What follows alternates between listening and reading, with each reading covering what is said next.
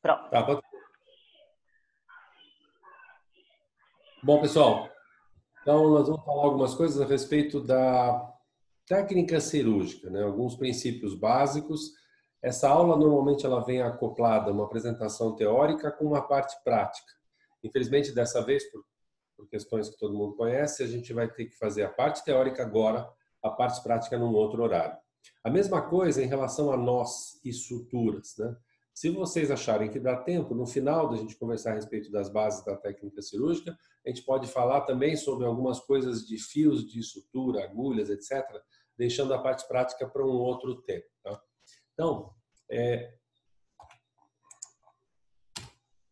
bom, a técnica cirúrgica ela é uma codificação de regras, ela é um sistema, ela é uma forma de se realizar qualquer tipo de procedimento cirúrgico, não apenas para as grandes intervenções, né? Para as menores também. Ela padroniza, ela regulamenta, e isso facilita o procedimento, torna o procedimento mais eficiente. Ninguém precisa ficar pensando o que tem que fazer, porque isso já está mais ou menos definido, quais são os passos a serem realizados. E essa sistematização, ela torna o procedimento mais eficiente, evita, como eu disse, as improvisações, né? Evita a desordem, principalmente no momento de urgência, no momento que você tem pouco tempo para tomar a decisão. Esse tipo de ordem é fundamental que ela ocorra, né? Tem algumas coisas que estatisticamente a gente consegue comprovar, outras que a gente tem a intuição de que elas ocorrem, mas a gente não tem realmente uma comprovação, né? O que se sabe é que se a técnica não for respeitada, o procedimento leva desnecessariamente mais tempo. Depois a gente vai falar a respeito do tempo da cirurgia, mas o que não se pode é perder tempo na cirurgia, né? E a técnica descuidada, ela aumenta o tempo cirúrgico sem necessidade, sem que isso se converta em algum benefício para o doente, ao contrário. E a técnica descuidada, ela implica numa porcentagem maior de infecções. Como eu disse, tem coisas que a gente imagina, mais hematomas, mais seromas, uma incidência de hérnia incisional maior, quer dizer, tem complicações que estatisticamente a gente não consegue comprovar, mas a gente sabe que elas realmente ocorrem se a técnica não for respeitada. Então, vamos falar algumas coisas a respeito antes da asepsia, antes-asepsia. Depois a gente volta a falar nesse assunto da equipe cirúrgica, qual é a função de cada um, para que não haja a desordem no procedimento cirúrgico, né? Não existe uma maneira única de se fazer asepsia e antisepsia. Mas o que a gente vai conversar aqui é mais ou menos a padronização que existe na caixeirinha e, digamos, a maneira mais lógica de se fazer a asepsia e a antisepsia, né? As duas palavras, elas são muito parecidas, elas têm o mesmo objetivo, mas elas são coisas diferentes. A asepsia é o conjunto de manobras para manter o doente e a equipe livres, completamente livres de germe. Então, aquilo que é asséptico, aquilo que está esterilizado, faz parte da asepsia. Quando você precisa limpar aquilo que está sujo, chama-se antisepsia. De novo, os dois têm o mesmo objetivo, diminuir a infecção, diminuir a contaminação por germes em qualquer procedimento que está sendo feito, mas são procedimentos diferentes. Então, por exemplo, a utilização do material cirúrgico que vem esterilizado, isso faz parte da asepsia. A luva que a gente usa, ela é asséptica. Agora, aquele procedimento que a gente faz na pele do paciente antes de operar, faz parte da antisepsia. Aquilo que se faz nos braços da equipe cirúrgica antes de começar é antisepsia. Tá? Então, de novo, coisas diferentes, mas com a mesma função. Vocês vão entrar num centro cirúrgico assim, então tem algumas coisas que a gente tem que comentar. Esta roupa, que é aquela funcionária que está sentada num banquinho assistindo televisão na entrada do centro cirúrgico, o que me irrita profundamente, porque ela não levanta aquela bunda da cadeira para te dar o material e não faz nada, fica assistindo televisão o dia inteiro. A roupa que ela te dá, ela pega com a mão e te entrega. Obviamente, isso não está esterilizado, né? Isso recebe o nome, é feio, mas enfim, de pijama cirúrgico, né? Agora, por que a gente entra no centro cirúrgico com aquele pijama cirúrgico, com aquela roupa, se ela não é estéril? Tem uma função só. Entrar com aquilo para não entrar com a sua roupa, por dois motivos. Para você não entrar no centro cirúrgico com a roupa que você passou na enfermaria, no posto de gasolina, na lanchonete, etc. E o inverso, para que depois de sair do centro cirúrgico, você não vá para a enfermaria ou vá para a sua casa com a mesma roupa que entrou na sala de cirurgia. É só esse o objetivo. Não tem nenhuma lógica, e vocês infelizmente vão ver alguns casos na Cachoeirinha, de pessoas que entram no centro cirúrgico com esta roupa do centro em cima da própria roupa. Não existe lógica nisso, isso é um erro técnico, é uma falha. Em qualquer país minimamente desenvolvido, a enfermeira do centro cirúrgico manda o cirurgião embora do centro cirúrgico se ele fizer uma atitude como essa. Não importa se ele é professor, chefe, diretor, etc. Não pode entrar no centro cirúrgico com a própria roupa embaixo desta roupa do centro cirúrgico. O gorro, como está mostrando aqui, ele tem uma função clara de evitar que caia cabelo pelo centro cirúrgico, principalmente no campo cirúrgico. É a mesma função do gorro do cozinheiro. Tá? A diferença é que o gorro do cozinheiro é mais transado, né? Ele tem uma forma mais bonita do que a nossa, né? A nossa é uma forma mais simples. Então, precisa ficar da maneira que está demonstrada na figura, né? Não pode ficar cabelinho para o lado de fora, com os cachinhos aparecendo, que são muito bonitinhos, é verdade, mas não é para isso que serve o gorro. O gorro é para proteger o cabelo de queda dentro do campo cirúrgico. Então tem que tomar cuidado com esta apresentação. A máscara tem uma função clara e tem um momento claro para ela ser utilizada. A máscara tem que ser vestida sempre que se entra na sala e no corredor antes de iniciar a antisepsia. Tá? Não precisa vestir máscara no armário, no corredor, a menos antes da antisepsia. E o motivo é claro. Você entra na sala de máscara porque muitas vezes já tem campo aberto, material cirúrgico aberto, alguém já está arrumando a mesa. Então, mesmo que você entre para conversar com o anestesista ou para dar bom dia para a doente, entrando na sala, coloque a máscara. E essa máscara tem um tempo de impermeabilidade. Esse assunto está sendo muito discutido no momento, né, por causa da Covid-19. Mas vocês sabem que essa máscara não é eterna. Dependendo do quanto a gente fala, a durabilidade da impermeabilidade desta máscara é em torno de 1 hora, de 45 minutos a 1 hora, na verdade. Então, a recomendação é que ao final de um procedimento, se você vai realizar outro, que você não abaixe a máscara e deixe ela no pescoço e use a mesma máscara no outro procedimento. Tira a máscara, pega uma nova máscara para realizar outra cirurgia. Todos os centros cirúrgicos têm entre as salas dispositivos com máscara. Tá? Então não dá muito trabalho tirar a máscara e usar uma nova. Eu não conheço nenhum serviço que recomende que de hora em hora você troque a máscara, tá? Porque já que ela perde a impermeabilidade, essa seria a recomendação mais lógica, mas não dá para fazer isso. Né? No meio da cirurgia, ninguém vai parar para fazer a troca de máscara. Eu não conheço ninguém que faça isso. Está ainda em discussão um ponto que eu queria conversar com vocês também, que é em relação à utilização do Propé. A última vez que eu fiz um levantamento a respeito disso, tinham 2 artigos científicos mostrando que o Propé era desnecessário.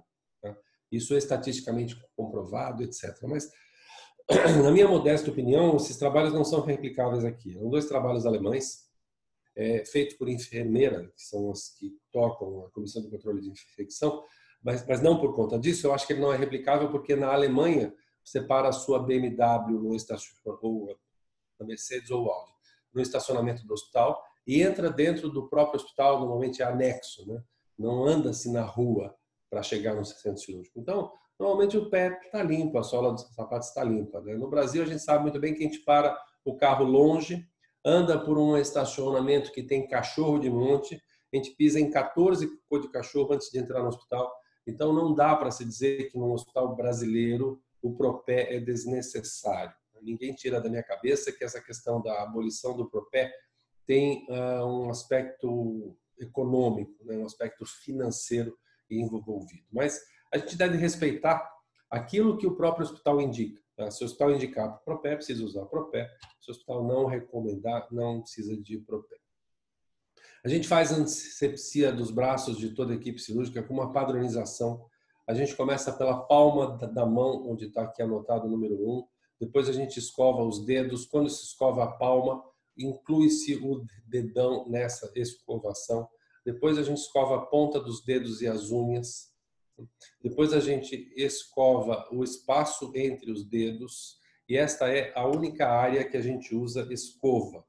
Vocês vão ver que todos esses instrumentos do centro cirúrgico, eles têm um lado com escova, um lado com esponja. Existe um motivo para isso. Esta área da mão, ela tem a pele mais grossa, a pele queratinizada. Esta área da mão é onde a gente põe, palpa, pega, encosta nas coisas, é a área mais suja. E a área que a gente faz a palpação, que a gente toca as pessoas e a gente quer uma sensibilidade maior.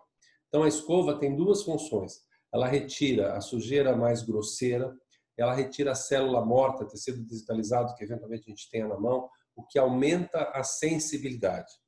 Então, na parte queratinizada da mão, que seria a palma, os dedos, a ponta dos dedos e as superfícies entre os dedos, a gente usa o lado da esponja que tem, o lado com escova. Tá? Todo o resto do dorso da mão e o antebraço, a gente utiliza a esponja, tá? Também por um motivo claro. Esta área é constituída de uma pele mais fina. Se a gente usar a escova nesta área, a gente machuca, faz pequenas ulcerações que se colonizam de bactéria. Então, alguns alunos me perguntam às vezes, pode usar escova em tudo? A resposta é não, não pode, porque é contraproducente, infecta, e nós que andamos em hospitais temos na pele uma flora hospitalar, o que é prejudicial. Então, área queratinizada, escova, área não queratinizada, esponja e ponto. Não pode inverter isso aí. Tá? Existem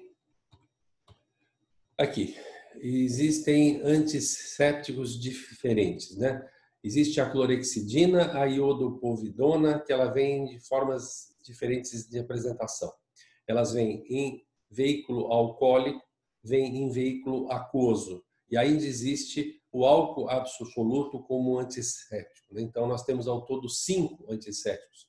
Clorexidina ou a iodopovidona em veículo alcoólico, o álcool puro e clorexidina e iodopovidona em veículo aquoso.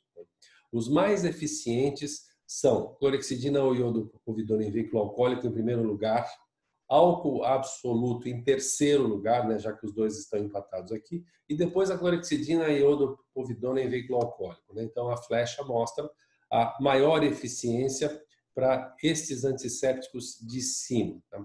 Não existem diferenças estatísticas, nenhum trabalho encontrou isso na utilização da iodopovidona ou na diferenciação ou na utilização da clorexidina. Vocês olhando, são pouquíssimas as diferenças, né? A iodopovidona tem a vantagem de que ela é pouco ativa contra esporos, né? E a clorexidina tem a vantagem que ela é pouco inativada por secreções, por sangue, por algum material orgânico, tá? Mas, de novo, resultado exatamente igual. Tem duas regras que vocês têm que respeitar. A primeira, esses dois antissépticos não podem ser misturados. Tá? Misturado significa usar os dois juntos. Não tem nenhum problema se você utilizar um, o auxiliar utilizar outro. Se você utilizar um, utilizar outro no paciente, isso não faz mal. O que não pode é misturar os dois antissépticos. E a segunda regra é muito frequente alergia a iodo. Se algum de vocês for alérgico a frutos do mar, provavelmente é alérgico a iodo. Se for alérgico a maquiagem, aqueles metais de bijuteria, tem uma grande chance da pessoa ser alérgica a iodo, que é relativamente frequente. Até hoje eu conheci uma pessoa alérgica à clorexidina, só uma. É uma raridade imensa. Tá? Se houver alergia, obviamente você utiliza o outro antisséptico, mas a regra é se as pessoas, quando são alérgicas, são a iodo e não a clorexidina. Então, de novo, duas regras. Não misture as duas e cuidado com alergia a iodo. A partir daí, usa o antisséptico da sua preferência. Tem pessoas que preferem o iodo porque ele marca a área onde se faz antisepsia. Tem pessoas que não gostam do iodo justamente por causa disso, porque parece sujeira, fica feio, aquele tom amarelado na pele quando o doente vai para o quarto. Tá? E a outra coisa interessante é assim, normalmente na aula eu pergunto para os residentes ou para os alunos qual o veículo que vocês utilizam para fazer a antisepsia dos braços? A clorexidina ou iodopovidona em veículo alcoólico ou veículo aquoso? Lembrando que o alcoólico é mais eficiente. Habitualmente a resposta é alcoólico. Não, e não é. Tá? Aquilo que a gente utiliza, que vem na escova ou que está num dispositivo à parte para ser utilizado, é o antisséptico num veículo aquoso. Então, se a gente sabe que no veículo alcoólico o antisséptico é mais eficiente, por que a gente utiliza no veículo aquoso? E a resposta é uma só. Nós operamos várias vezes por semana, nós operamos às vezes, várias vezes no mesmo dia, e o álcool tem um efeito de desidratar a pele. Se nós usarmos para 2 cirurgias ou 3 no mesmo dia, 5 cirurgias por semana o álcool, ele vai desidratar a nossa pele, o que também vai fazer rachaduras com colonização de bactéria. Isso é prejudicial para a gente e prejudicial para os doentes. Então, na pele dos doentes, a gente utiliza o veículo alcoólico, que ele é mais eficiente, e na pele da equipe cirúrgica, a gente utiliza o veículo aquoso, porque, obviamente, o doente raramente é operado 2 vezes no mesmo dia, mesmo que complique. Raramente ele é operado na mesma semana 2 vezes. Então, não existe com o doente a preocupação da desidratação da pele, mas com a equipe cirúrgica existe uma intensa preocupação com isso. Então, a gente usa o veículo aquoso. Existem alguns hospitais que estão disponibilizando um produto com álcool para se fazer a antisepsia sem que haja necessidade da utilização da escova. A escova tem motivos, tá? Então não me parece boa esta ideia, assim como este produto tem álcool, o que desidrata a nossa pele, então eu não vejo vantagem nisso. Tá?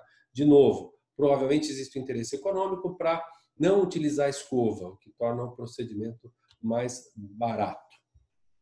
Outras 2 coisas que vocês devem lembrar é assim, antigamente, os livros antigos, se vocês forem olhar, eles diziam que cada uma daquelas partes representadas por números que eu mostrei deveriam ser escovadas 20 vezes. Então, era comum você pegar alguém fazendo antisepsia e contando 1, 2, 3, 4, 5, 6, 7, para chegar aos 20 movimentos em cada uma das partes. Isso ficou comprovado que não tem a menor lógica, não é para esfregar 20 vezes, mas também não é para esfregar 2 e mudar de posição. O que é importante é que você tenha um respeito ao tempo de realização da antisepsia. Na primeira cirurgia do dia deve se demorar de 3 a 5 minutos e nas demais cirurgias de 2 a 3 minutos. Tá? Iniciamos um trabalho uma vez na Cachoeirinha, sem que o médico percebesse, a gente cronometrava o tempo da antisepsia. A porcentagem de respeito a esses tempos era muito baixa, mas muito baixa. A gente abandonou a análise do estudo. Tá? Agora, se você opera uma vez e logo nessa sequência tem outra cirurgia, lembrando que a gente utilizava a escova para retirar a sujeira grosseira e retirar a célula morta, na cirurgia subsequente não existe nem célula morta e nem cirurgia grosseira, porque não deu tempo de socorrer. Então, na cirurgia subsequente, você pode durar de 2 a 3 minutos na sua antisepsia e não precisa utilizar escova, você utiliza esponja em tudo. Tá? Então, existem 2 diferenças quando a cirurgia é subsequente. Menos tempo e a utilização da esponja em tudo. Os bons centros cirúrgicos, eles sempre têm a pia de antisepsia e um relógio à mostra. Você, de onde tiver, você consegue ver o relógio. Esse relógio não é para você saber que horas são, para saber se você está atrasado para iniciar a cirurgia. Esse relógio é para você ter uma noção de qual é o tempo que você está demorando para fazer a antisepsia. Tá? Por outro lado, quando a gente faz a antisepsia, a gente elimina uma camada superficial de bactérias que a gente tem na pele, chamada de bactérias transitórias. A gente não consegue eliminar umas bactérias que ficam dentro do folículo piloso, dentro de glândulas sudoríparas, por mais que a gente faça antisepsia, só elimina a camada superficial. Então, por exemplo, o pessoal da ortopedia, que utiliza muita prótese, né? Eles recomendam, alguns serviços recomendam uma antisepsia de 10 minutos. Não tem lógica nisso. Mesmo que você fique 10 minutos na sua antisepsia, você só vai eliminar a sua bactéria transitória, não vai eliminar as bactérias da profundidade, que são as bactérias residentes. Nenhuma alusão ao cargo que vocês ocupam no momento, né? Vocês não são bactérias. Tá? As bactérias chamam-se residentes porque elas ficam alojadas dentro, lá no fundo, morando, né, nessa região da derme mais profunda. Então, não adianta fazer mais tempo do que aquele recomendado apresentado ali. Não traz benefício absolutamente nenhum. Agora, com o tempo, estas bactérias da profundidade sobem para a superfície. Então, estes antissépticos em veículo aquoso, eles têm uma propriedade de formar uma luva química, que é o nome que isso recebe, né? Que deixa uma camada do antisséptico na pele, mesmo depois de enxaguar, que faz com que, quando as bactérias da profundidade subam à superfície, elas ainda encontrem uma camada de antisséptico residual. Tá? Muito bem. Aí vocês entram na sala, tem um pano para enxugar a mão, existe uma técnica para se realizar isso, a gente vai mostrar na aula prática, e aí vocês põem o capote cirúrgico. Esse sim, esse é estéril, então esse tem toda uma técnica para se fazer a vestimenta. Ele vem dobrado de uma forma padronizada, que você pegando nas duas pontas do avental com o avesso virado para você, ele já sai numa posição de se vestir. Então a gente põe os dois braços e a partir daí não tem outra forma a não ser realizar movimentos ameboides. Né? Você vai se mexendo para fazer com que o avental venha mais à superfície e que daí o auxiliar de enfermagem amarra a sua parte posterior. Não encostem a mão neste avental para ajustar a manga, porque na mão você fez antisepsia e o avental está esterilizado. Então você não deve encostar uma superfície que foi menos limpa numa superfície absolutamente estéril. Deixa com que o auxiliar de enfermagem puxe o avental. Todo avental, todo capote cirúrgico tem a OPA, que é um sistema de proteção da parte posterior. O avental estéril, ele é feito de uma forma que alguém não paramentado pode te auxiliar na amarração da OPA. O avental não descartável, ele deve ser feita a viragem da OPA quando mais alguém estiver na sala, também paramentado. Não tentem passar os braços por trás do avental para amarrar a OPA. Isso tem uma grande chance de contaminação. Então, espera até uma outra pessoa e daí você vira o avental. Essa é a técnica correta. A luva, ela vem também de uma forma padronizada, ela vem dobrada, né? As duas, sendo que nesta parte dobrada está o avesso aparente, você pode botar a mão. Na parte que vai entrar em contato com o doente, você não deve colocar a mão. Então, existe uma técnica de se vestir as luvas. Quando vocês já tiverem experiência, provavelmente vocês já têm, dá para segurar as duas luvas na mão e vesti-las. Quando não, pega uma luva e veste, depois pega outra luva e veste, porque senão tem uma chance desta luva cair. Tá? Também precisa tomar um cuidado neste momento para não deixar esta parte, principalmente a posterior, inverter. Ela enrola, né? E a parte esterilizada entra em contato com a sua mão, o que não é adequado. Quando vocês vestirem a luva, antes de iniciar o procedimento, percam alguns poucos minutos para vocês arrumarem a luva. Não deixem o dedo sobrando, não deixem esta parte do avental mal arrumada, porque senão durante a cirurgia você vai ter que mexer nisso 3, 4 vezes, o que obviamente atrapalha. Então perca 1 minuto neste tempo para arrumar bem a luva e daí você não mexe mais nela até o fim da operação. Tá? Depois a gente vai ter uma parte prática a respeito disso. Novamente, esses conceitos eu vou relembrá-los, mas aí vai ficar mais fácil porque vocês já têm uma noção de hoje disso que a gente conversou. Raquel, eu não sei como vocês preferem. Se alguém tiver alguma dúvida, faz aquele esquema de levantar a mãozinha ou espera o final para daí... Como o doutor preferir. Se quiser mandar pelo bate-papo ou levanta a mão, como o doutor achar melhor. Aí, se alguém tiver alguma dúvida até agora, fica todo mundo à vontade. Eu acho melhor, porque depois a gente vai falar outras coisas, né? Então, se alguém tiver alguma dúvida do que a gente falou até agora, talvez seja melhor que a pergunta fosse feita neste momento, e não no final.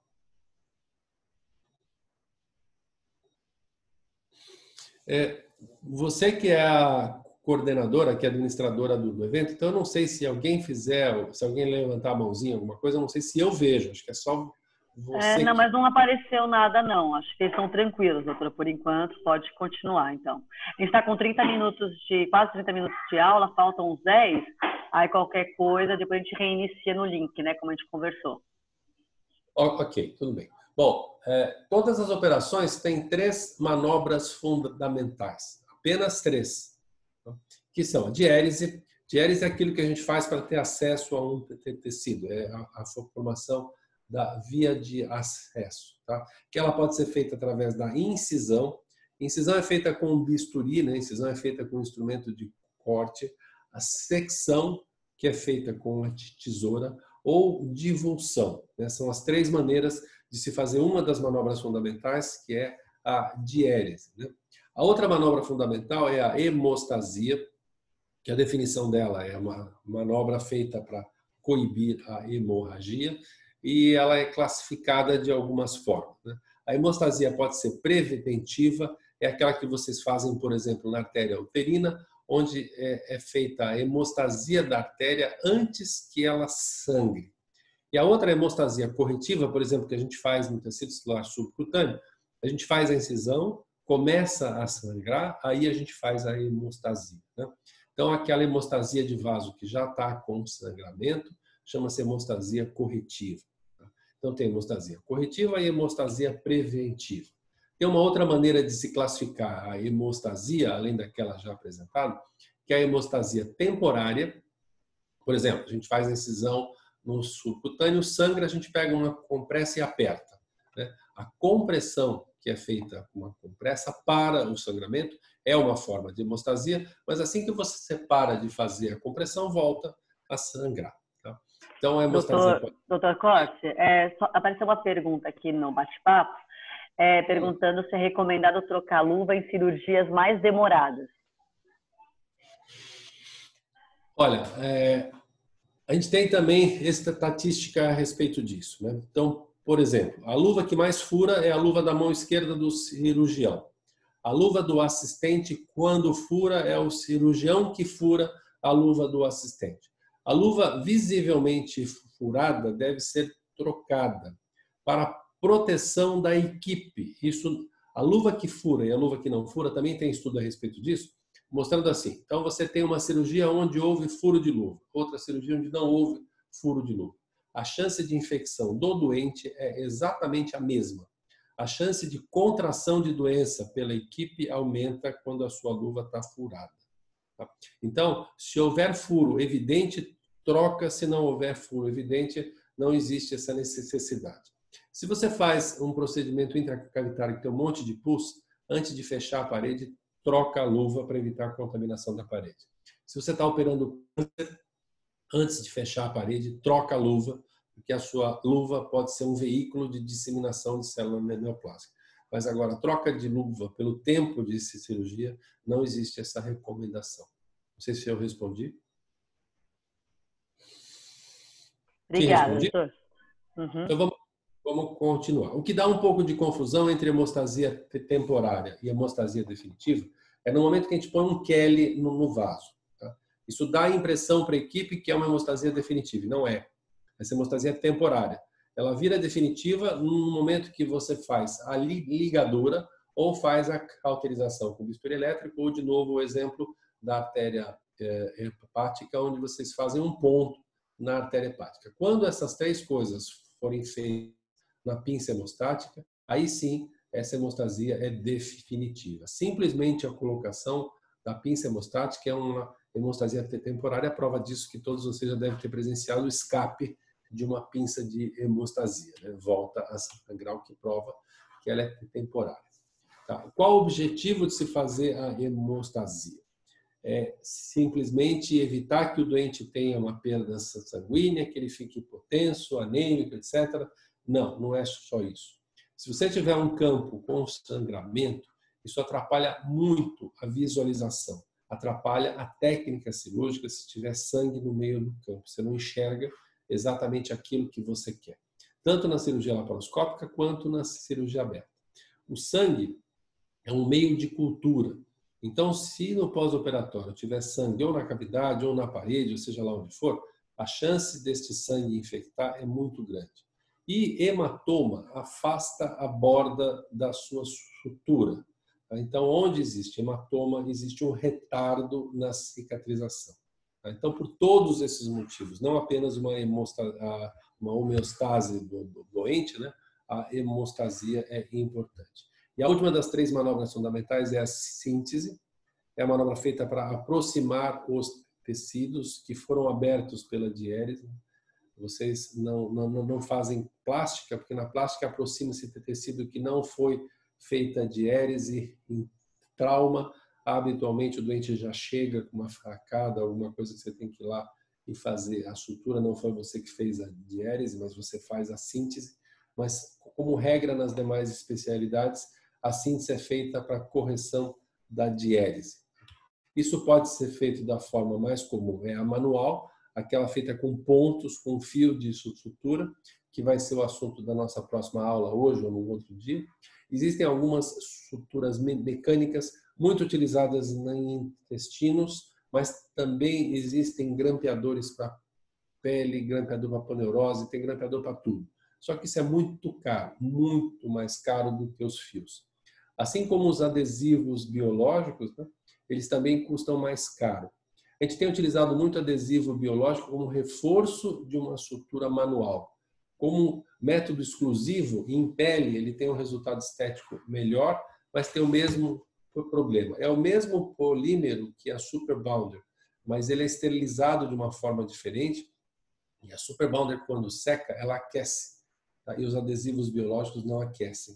E esta diferença aumenta muito o preço do adesivo biológico, faz com que também ele seja muito pouco utilizado. O mais comum é a sutura manual. Tá?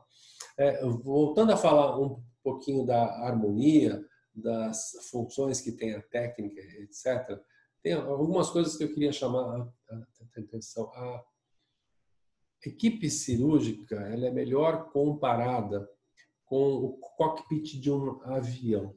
Tá? Infelizmente, na cirurgia, a gente perdeu a hierarquia, a gente perdeu o respeito, perdeu a seriedade do procedimento. No avião, diz que a comparação ela é muito boa, porque às vezes você tem poucos segundos para tomar uma decisão. A decisão implica a pessoa vive ou a pessoa não vive. Tá? Talvez no avião eles ainda tenham respeito à hierarquia, eles tenham toda aquela sistematização respeitada, porque o piloto morre junto se tiver algum erro. Tá? E no caso de uma cirurgia, se houver um erro, o doente morre e o cirurgião não. Tá? Mas as comparações são muito boas. Então, você tem que ter um cirurgião, a pessoa responsável pelo aquele procedimento. Precisa ficar muito claro quem é o cirurgião, quem é o auxiliar. Qual é a função de um, qual é a função de outro.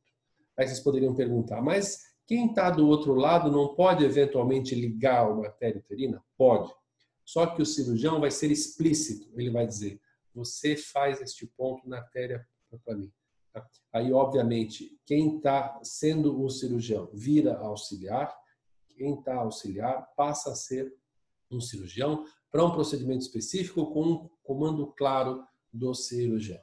O auxiliar ele tem que apresentar para o cirurgião. Ele não pode operar a menos que ele tenha uma ordem clara para que isso seja realizado. Tá?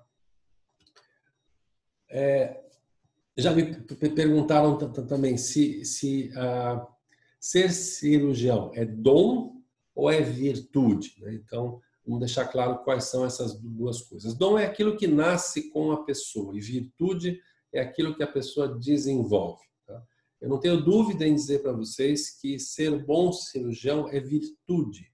Tá? Isso tem que ser desenvolvido, isso tem que praticar, isso tem que treinar. Tá? Obviamente existe o dom, aquela pessoa que já nasce com uma facilidade em aprender. Tá? Mas cirurgia, se você conseguir unir no mesmo cirurgião dom e virtude, isso é ótimo, mas é virtude. Eu já tive alunos que não sabiam se segurar a pinça, que eles eram péssimos no seu R1 e viraram ótimos, excelentes cirurgiões. Só que para isso você tem que treinar, você tem que praticar, você tem que estudar. Então, que fique claro que cirurgia depende muito de treinamento. Tá? Ela é virtude. Nesse momento eu sempre gosto de dizer, quem vocês acham que ensinou o Beethoven a fazer música? Né? A primeira sinfonia ele fez com 7 anos de idade. Foi a babá dele que ensinou? Talvez o músico mais conhecido brasileiro é o Antônio Carlos Brasileiro de Oliveira Jobim, Tom Jobim. Ele nunca teve uma aula de música, nunca. Ele aprendeu tudo sozinho. Isso é dom. Tá?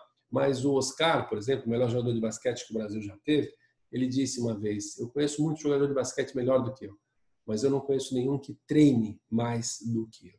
Tá? Por isso que ele foi o melhor jogador de basquete do Brasil. Então, meus caros, vocês escolheram uma área da medicina que, além de ter equilíbrio emocional mais do que as outras áreas, né, porque vocês operam, além de vocês terem um conhecimento teórico muito bom, vocês têm que ter a habilidade.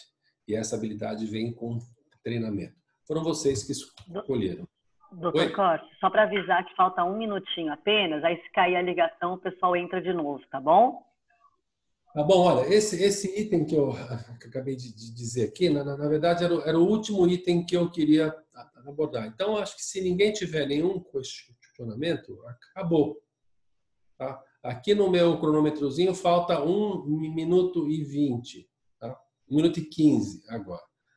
Então, talvez a gente pudesse parar e, não sei, talvez vocês... não, pronto. Talvez vocês prefiram fazer a parte da sutura num outro dia. Então, se ninguém tiver nenhuma pergunta, acabou. Pode ser, doutor. Até aqui uma perguntinha no bate-papo, que é... tem um residente que falou se poderia falar dos fios. Você acha que teria uma aula só para os fios ou se poderia falar ainda hoje, doutor? Vocês é que sabem. Também ela deve demorar uns 20 minutos. Também. Ela é um pouco mais rápida do que essa, né? Mas leva um tempo. Vocês é que sabem. É muito legal. Todos. Eu acho que se todos quiserem, doutor. Se o doutor tiver com tempo, não tiver nenhum compromisso, se quiser fazer hoje, pode. Tá. Então, como esse tempo vai acabar, vamos tomar um café, tá? E a gente volta o quê? 11 horas? Pode ser às 11. Aí eu